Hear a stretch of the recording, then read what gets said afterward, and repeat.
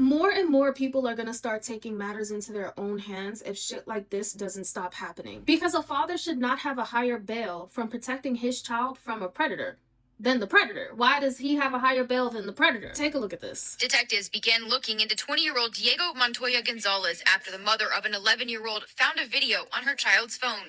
The mother of the victim called Grove City Police to report that her 11-year-old child was sexually assaulted by, at the time, an unknown adult male. The next day, prosecutors said the child's father lured him back to the home. The child's father started messaging the defendant on a TikTok account as if he was his daughter, stating that, quote, the daughter, was home alone because, again, quote, her parents had left.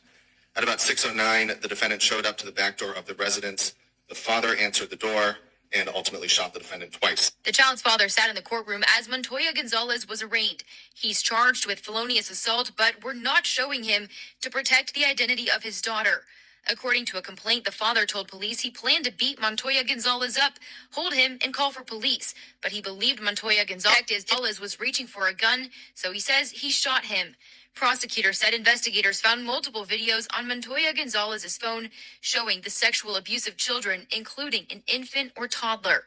He's charged with rape, pandering sexually oriented material involving a minor, and obstructing official business because prosecutors said he tried to run when he was arrested. A judge gave Montoya Gonzalez a $20,000 recognizance bond and $50,000 cash surety bond. He's also ordered to stay away from the victim's family. Reporting at the courthouse, Carla Robner. And the crazy thing to me is, why is that man even have a bond?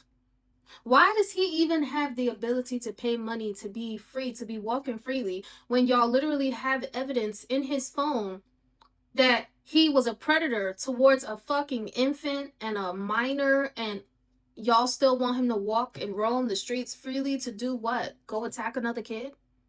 That shit doesn't make no fucking sense to me. And this is why a lot of people are getting so fed up with the justice system that people are going to start taking matters into their own hands, because y'all don't be doing enough. Y'all don't do enough to protect these kids. Somebody who is known and has evidence against them, definitive proof that they have touched a child, molested a child, or did something crazy like that, should not be able to walk the streets freely.